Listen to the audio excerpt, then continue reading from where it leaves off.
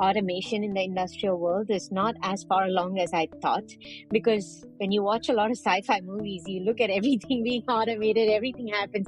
And I realized, okay, that's happening only in the movies, not in real life, apparently. So made me dig into the space. And it goes back to my earlier comment about when I get into a space, I like to learn a little bit more about not just the technology, but the why, how, and so on.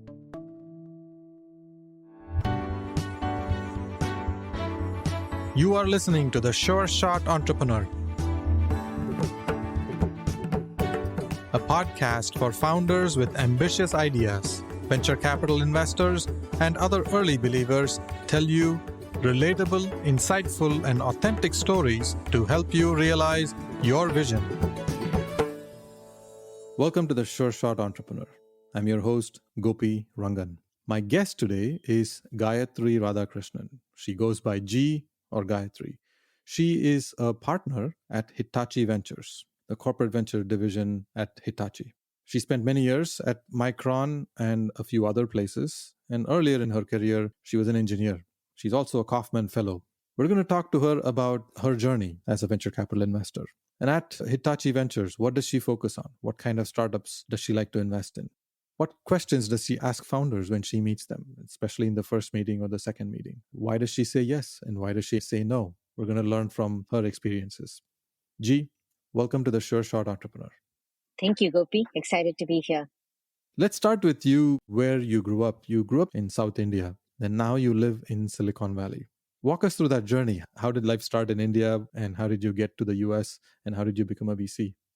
Life in India, I was the youngest of three kids, two older brothers actually. And I have to say, I'm very grateful for my parents and the way they raised me. For Indian culture, it's all about respecting elders and so on. I broke all of those norms. I never took any question, any comment they said directly, always challenged them. Why do we have to do this? Why do we have to do that? They finally gave up on me. I think they just realized that that's the way I am and let me get away with it for the most part. But that also instilled a sense of confidence and comfort. Growing up with two older brothers, I also didn't really care about the gender aspects of things too. Coming to the US, I feel the gender diversity much more, but I am equally comfortable in a room full of men if I'm the only female in the room or, the other way around. But I thank my parents to a large part for that comfort in letting me be when I was growing up. So I was very competitive even as a kid. Of course, I had to be better than my brothers. They both went to engineering, so I had to go and be an engineer as well. Gopi, you're from India as well. I don't know if you remember when you do your 12th grade exams, there's a time lag before you get the admission from the engineering colleges. So everyone does a backup college just to be safe. Otherwise, they lose a whole year. My brothers didn't do the backup college. So I decided I'm not going to do it too. It was not that I was confident I was getting into an engineering college, but as I said, I was super competitive. So I just had to do the same thing, right? So did my undergrad in electronics and communication engineering. My two brothers came to the US, so I followed their footsteps, came here for my master's as well. But to a large extent, the fact that they were here, I think helped my parents make that call. I was the first female in my family to leave for the US for education or go abroad for an education. It was kind of unheard of in my family setting. There were a lot of members who tried to convince my parents that that was not a good idea to send me off. Again, thanks to my parents, they did send me to the US. And even when I came here, the fact that I had my two brothers to call on if I needed anything was super, and moral support or emotional support. It was an interesting journey. I was at Ohio State. I was focused on AI, computer vision. And then for the second half of my master's, I actually switched to optical interconnects and such. So dabbled in both the hot topic for today, like 20 plus years ago. But yeah, it was interesting learning about it. And during my time focusing on the optical space, I decided that I really wanted to get into that side of the world. This was back in 2000. And that's when a lot of the companies in the optical technology space were coming to bear, from Agilents of the world and so on. So I ended up joining Corning in their multi-mode fiber optics division. It was an interesting journey seeing them grow from big powerhouse to almost during the 2000 era, their stock price went close to like $1. There was debates around if they'll get delisted or not. I had left Corning by then. I moved to Austin, Texas. I ended up joining a startup there, worked for the startup doing product marketing and product management again back in the day when we had these flip phone cameras, smart VGA camera phones. We were talking about a lot of things that we take for granted today, like barcode scanning and being able to, take pictures and then turn that into a photo, send it to grandma from your vacation spot, things like that. Now seems so commonplace, but if you remember those VGA images, they were pretty grainy and pretty much not useful for anything. But we had some founders from Kodak who were working on enhancing image processing technologies for that. That was my first glimpse, I would say, more into the product world. Even my job at Corning was not in the hardcore technology side, but more on the product marketing kind of area.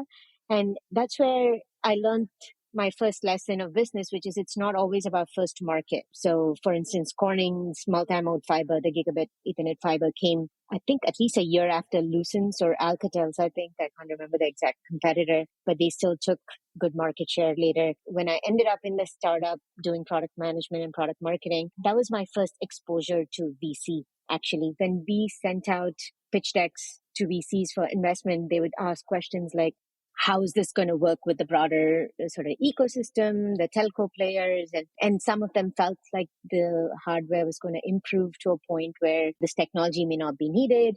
It made me look at things a very different way. At one point, I was like, who are these guys? Are they fortune tellers? How do they know what's going to happen in the future? Right. So that really piqued my curiosity. I had the opportunity to move to Europe. I decided that given my interest more and more in the business side of things, it made sense to pursue an MBA. Moved to Germany, did my MBA at INSEAD, interned at a venture fund, and also joined a VC firm right after INSEAD in Germany called Early Bird Venture Capital. So those were my first real sort of exposure to VC. Totally fell in love with the profession because the idea that every day you come into the office to meet founders who are working on cutting edge stuff, the next generation of innovation that's going to become a part of your life was exciting to me. I like the breadth of things as well. So the idea that one day you're looking at a climate startup, one day you're looking at a Web 2.0, because back then that was the big deal, was really fascinating. I mean, this was the time when Facebook was just starting, LinkedIn was just happening, and so on. So really enjoyed that. Had to move back to the US, came back again to Austin. I realized that I'd spent so much time in the startup ecosystem, but didn't really know how the exits happened. So decided this would be a good time to sit on the other side of the table and learn about startup acquisitions. So joined Dell in their strategy and corporate development group. Really learned about how Dell thought about acquisitions, at least at that time. I went from being in a public company that went private, almost came out. I left right before they came out, but they had gone through the acquisition of EMC as well. I had multiple functions within that. Even within the strategy role, we did a incubated new product launch called Dell Cloud Marketplace, essentially. So learned a lot about also the large company, new product development. How do large companies think about startups? Why do they acquire? And so on. I think it gave me a different flavor as well.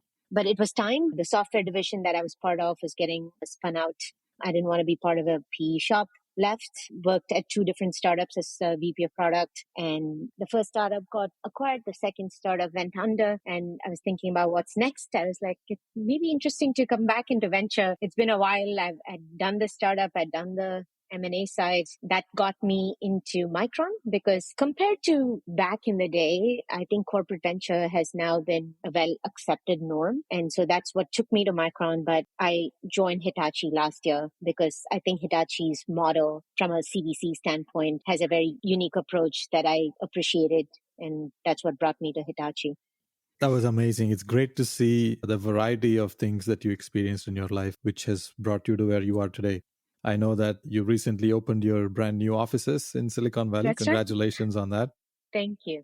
I noticed that very early in your life, you were bold and you were contrarian and you were willing to voice your opinion. Doesn't matter what other people think of you. And you kept that spirit going throughout your career, and you still do now as a VC. You had a stellar career as an engineer. And then you switched to the business side. And even on the business side, you were on the product side and M&A for quite a while. And eventually you found your roots back in VC, and you're now building one of the best VC firms. As you mentioned, the way Hitachi is set up is different from most other CVCs.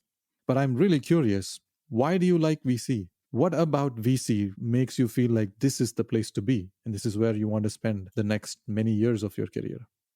That's a great question. And it's something that I think in my career, I always also question, is this the right thing? Should I be building something? But I also don't take this responsibility because you are investing in the next generation. This is, companies that could influence the future generations as well, right? I think about business models. This is an internal debate that I've been having of late is technology actually helping people or hurting people or being a big divider? You saw about all the 2016 election news about how Facebook had a role to play back then and things like that. So it always makes me wonder. In one end, I can FaceTime my parents who are halfway across the globe. They can talk to my kids anytime. Technology brings us together so closely, but it also has the power to emotionally divide us and create a barrier. I went off of certain social media platforms as well because I realized that the business model is not necessarily in favor of the consumer. At the end of the day, these are for profit institutions that are looking to make money. They're not necessarily here for social good. So it made me question a lot of those things. So while I appreciate the variety that venture brings into my life, it has also made me a lot more thoughtful about where am I going to put my energy and effort into, and what kind of founders and entrepreneurs do I want to support going forward as well. I do think that the challenge of learning something, I mean, you're talking to founders who are working on a specific topic, right, or a theme, and that is their life for the duration of that startup. That's what they breathe and live and eat almost day in and day out. But when you are coming at it, it's so easy to be like a flyby parent, right? What they call flyby parenting. Come in and like tell them what's wrong or what you think they should change and like walk away. I don't believe in that model. If I want to give feedback, I want to be thoughtful about it. So I do my best to at least catch up or have some level of understanding. And I think having been in a startup gives me some sense of empathy. As you know, Gopi, I also have a founder in the house. So I also know firsthand what a founder's journey is. Addition to being an early startup employee, I also have that founder perspective. So I think those are things that I bring to bear. So it's a combination of that breadth, being challenged by new things to learn and trying to keep up, but also that sense of responsibility of, is this the right thing for my kids, for the future generation? Am I investing in the right things, right? Sometimes you don't know, but hopeful that I'm thinking through them in the right way. Capital formation is an important part, probably one of the most impactful moments in the world of business. But in addition to capital, when you give advice, it definitely has a huge impact on small startups. And as a VC, you get to choose who to invest in, which ideas to back, and how to help them get to the next stage and have the opportunity to build something big. I can see that that's very exciting for you. Talk about Hitachi Ventures. What is Hitachi Ventures? What's the firm about, and how is it different from other VC firms? So Hitachi Ventures to me is a very exciting model because we are actually set up as a completely separate entity. Hitachi as a conglomerate is a $80 billion revenue company, has 700 businesses or so. We are set up completely independent. We are actually headquartered in Germany. We have a proper fund admin structure. The way we are compensated and everything is very much like an institutional VC. So we are very much aligned to the founder that we invest in. From that standpoint, we want their success. What I think about in the world of VC is, especially having been in another CVC before, I can see the value of corporate VC if done right. And what at Hitachi we do is we look for companies that could be relevant for Hitachi, either now or in the future. It doesn't have to be immediate. We don't need any BU sponsors. We don't need any commercial engagements in place or anything like that. We hope to drive that for the companies we invest in going forward. There are so many VCs out there now and everybody brings money. But then when you start digging in, the differentiator is, it comes down to the person almost at that point. But as Hitachi Ventures, we have that unique value of this huge mothership. And Hitachi plays in so many areas that the breadth is amazing with employees globally, right? Can we tap into that and provide that differentiated value? So having worked in large corporates, I know how hard it is to navigate. And when I joined Hitachi, I was like, oh, I've worked in corporates before. How different can it be? It's a conglomerate. It's very different because it's like working across hundreds of independent companies. We work very hard to build those relationships with as many of these Hitachi entities as possible. And when we work with a company, we say, oh, this could be interesting to this business unit or this entity. Let me make the connection. And we can't obviously sell the product. We are not the salespeople, but at least making that connection and opening up the doors, I think is really important. And at the end of the day, if Hitachi can either be a customer or a distribution partner, we think the value to the portfolio company is immense. But we also let them know that things are not going to happen overnight, right? There's always inbuilt inertia, but we do our best to try and open doors. And many of our founders actually have given credit to us for that. We are also patient. We have the 10-year fund cycle. So it's not like tomorrow, if there is a change in leadership, we drop you and we move on to the next cool thing. Once you become a part of our portfolio company, then we are incentivized just like any other fund. So we want you to be successful. And that's what we're looking to drive. So this mix of impact that we can drive for the portfolio from a go-to-market standpoint or a customer standpoint, plus the economics and the structure and the freedom. Our investment committee is the 5 partners of the fund. I don't know how many CVCs can say that.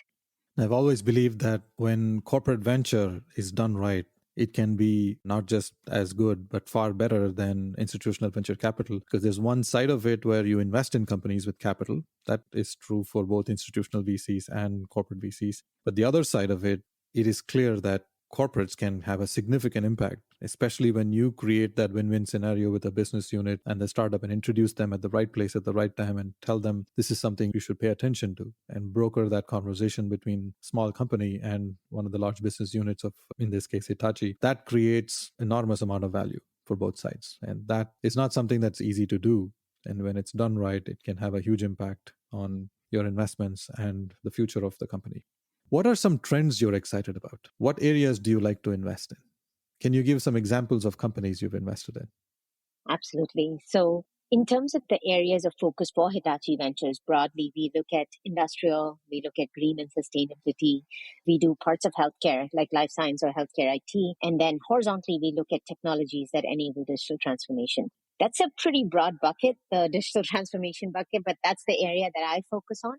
I'm looking at everything from the infrastructure layer all the way to the application layer right now. I joined Hitachi last year, peak of the GenAI craze. So I have to plead guilty to falling into the same. But at the same time, we are also very thesis driven. We do deep dives. We use it both to educate ourselves on what areas are exciting, why should we invest in them, what do we want to see for these companies to be successful, and so on. So we had done a generative AI deep dive. We identified the sort of the stacks that we want to look at and so on. I think largely also coming from Micron, where we were looking at memory and how the role of memory in sort of AI workloads. I started looking at the infrastructure layer. Hitachi already has an investment in the storage layer. When you talk about generative AI, compared to the previous iteration, now you're talking much larger volume of data. So it's not just about data that will fit on an on-chip memory, but it's using tons of training data and so on. So your GPU can be as efficient as how fast it can access the data. So that means we felt like storage and networking will have a big role to play. We had already invested in a company called Veka.io. So we looked at networking. We invested in a company in the networking layer. Moving up the stack, foundation models were already kind of ruling the roost by then.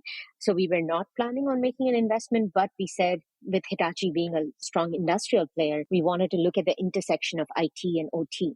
So we said if there's anything unique or interesting happening in that area, we would definitely look at that. We made a seed investment in a company called Archetype. That's essentially, for lack of a better word or analogy, I'm going to say they're kind of like the OpenAI for the physical world. What OpenAI did for everything that's in the digital realm, so text, images, video, these guys are planning to do that for the physical world. They are a multimodal foundation model company that can take into effect real-time sensor data as a part of input into their models as well. Of course, we looked at the application layer as well. So we were very excited about code generation and things like that. But interestingly, we didn't pick a code generation company in the normal sense, but we did look at code generation as it pertains to the industrial segment.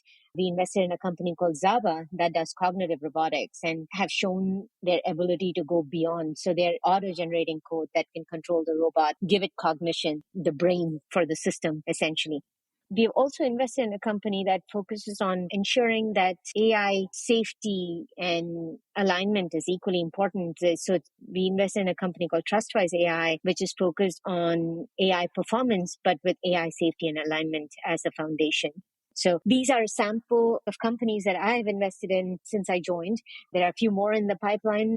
We are very excited about what the role of data is going to be. What does generative AI mean from a data pipeline standpoint? So we've been looking very actively at that. That's one of the deep dive areas that we did to understand the data space. We've also been looking very heavily into the agent. If done right, we think that agents can be quite disruptive, and we want to understand how that happens. We think it's early days, but we're excited about that. And finally, another topic that's close to my heart is I don't do climate investing personally. There are other members in the team who do, but I know that AI models and AI, the way it's being done today, is not sustainable or scalable for that matter.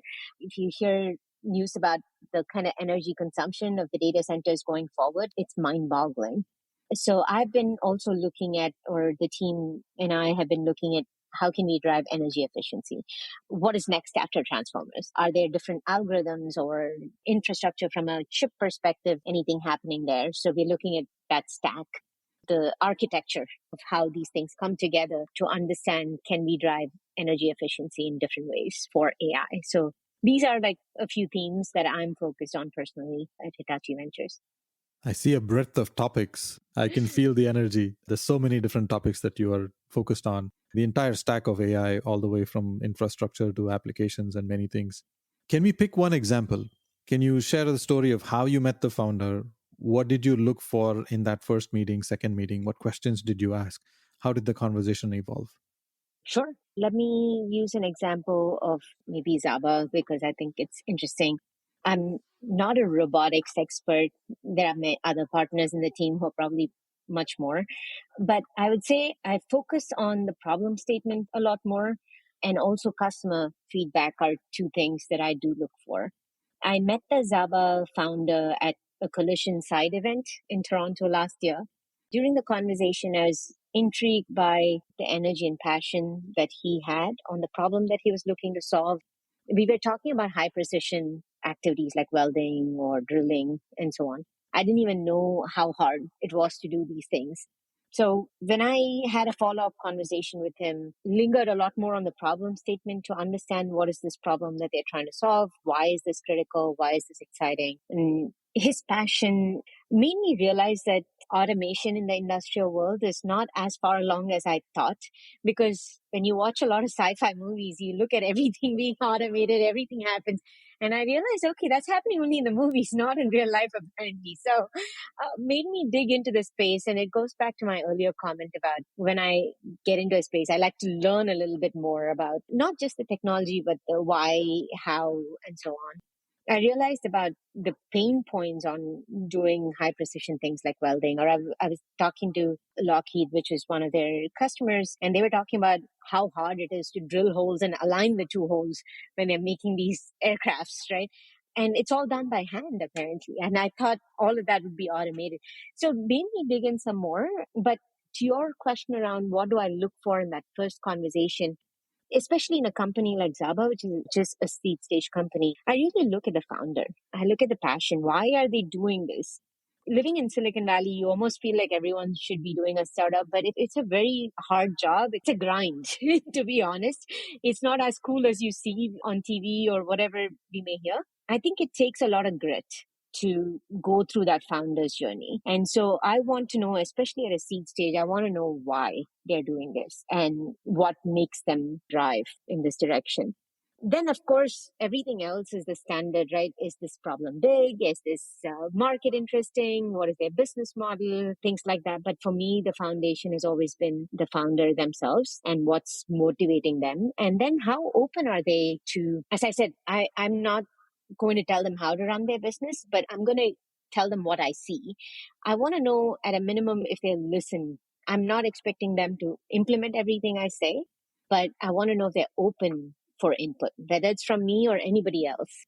Founders are successful because they have this vision and focus and they want to drive. But at the same time, do they have the awareness to listen to what's happening and may not change direction, but take that input and then come back to me and articulate in a way that says why they're going to stick to their plan or why they're going to make modifications, right?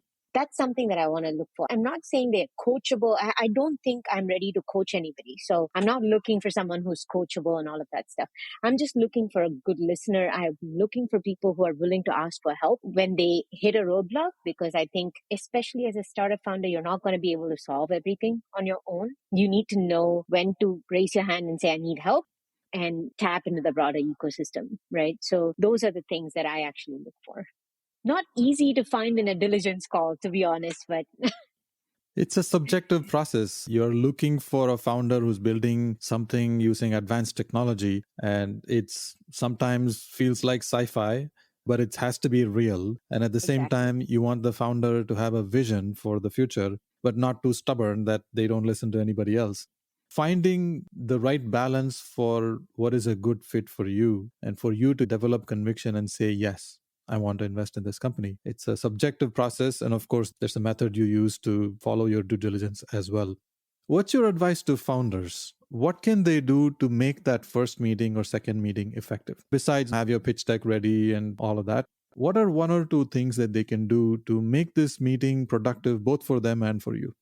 As I said, we are not strategic investors, but if they have done some diligence on Hitachi and they can identify, here are things that Hitachi has talked about broadly. We think these could be interesting, or even challenge us and say, this is what Hitachi is doing, but we think we can disrupt. We are going to disrupt your business. You should talk to us. I think it catches your attention, right? You at least want to listen. Okay, that's a big statement. I want to listen why, right? But you cannot make that statement if you've not done any sort of background work. And just like I'd say, whether it's a corporate VC or an institutional VC, I say look at what they've done before, right? Look at their portfolio companies, look at why they're making certain investments, try to at least get a sense of that.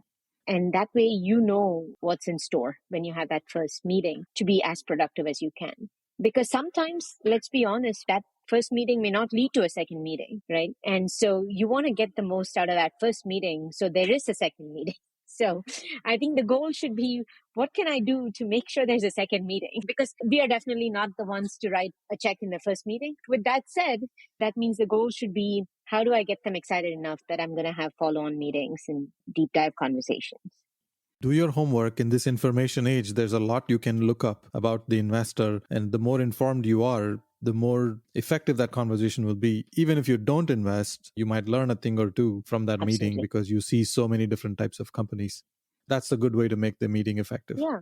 And I'll add one more thing, Gopi. This is the benefit of us being a CVC with kind of a institutional mindset, is even if we think it's not a fit for us from an investment standpoint, if you have identified certain businesses that you think you can work with, we'll make the introduction regardless.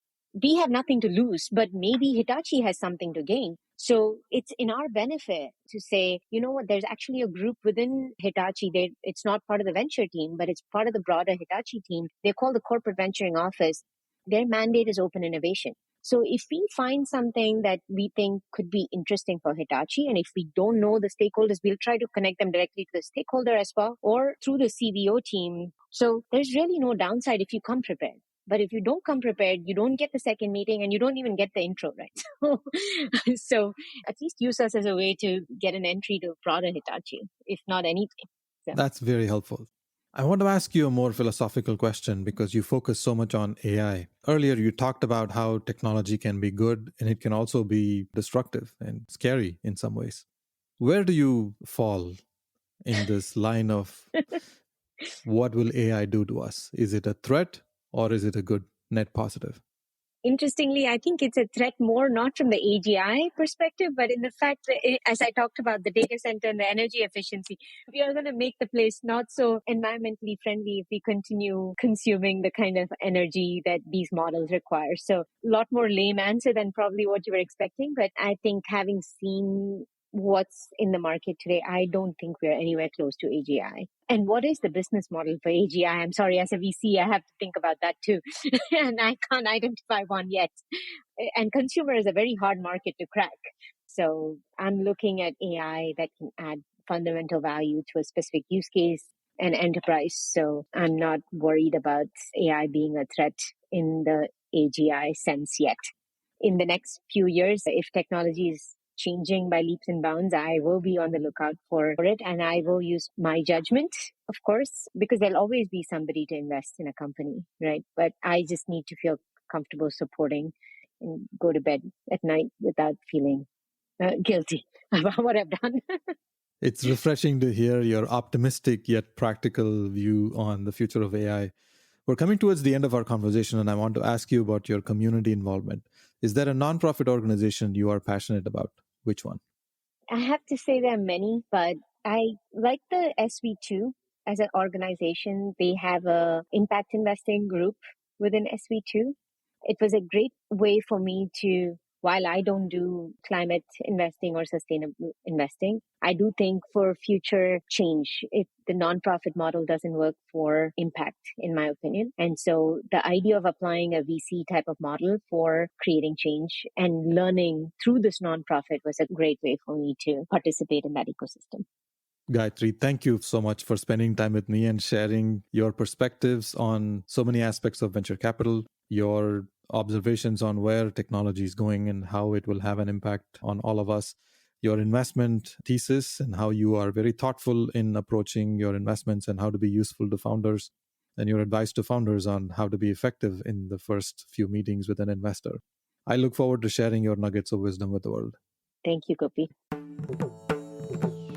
Thank you for listening to The Sure Shot Entrepreneur. I hope you enjoyed listening to real-life stories about early believers supporting ambitious entrepreneurs. Please subscribe to the podcast and post a review.